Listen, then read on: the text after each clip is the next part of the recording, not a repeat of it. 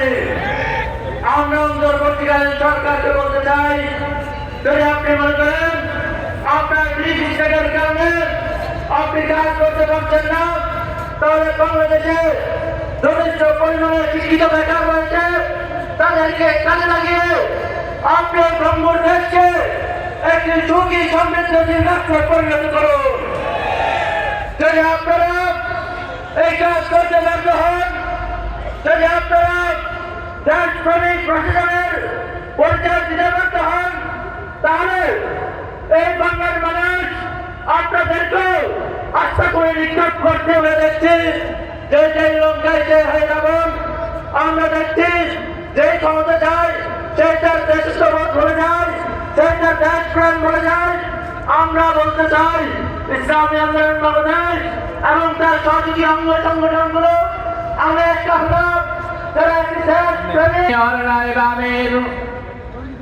বাংলার 17 কোটি মানুষের আধ্যাত্মিক ও রাজনৈতিক রাহবার,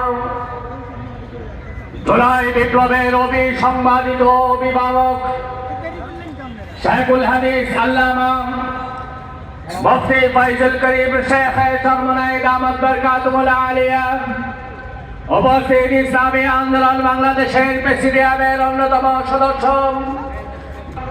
সংগ্রামে উপস্থিতি আমরা বিষয় জানি। বাংলাদেশের স্বাধীনতার বয়স আজ 54টি বছর। এই 54 বছরে ক্ষমতার পালাবদল হয়েছে। যেই লক্ষ্য উদ্দেশ্য নিয়ে বাংলাদেশের স্বাধীনতার সংগ্রাম হয়েছিল, অন্য বস্ত্র, বাসস্থান, শিক্ষা, চিকিৎসার অধিকার, এই মৌলিক অধিকার পূরণ হয় নাই। দীর্ঘ 15 বছর ধরে করে রেখেছিল। আলহামদুলিল্লাহ, ঐতিহাসিক ছাত্র জনতার বিপ্লবের মাধ্যমে এই বেশি সরকার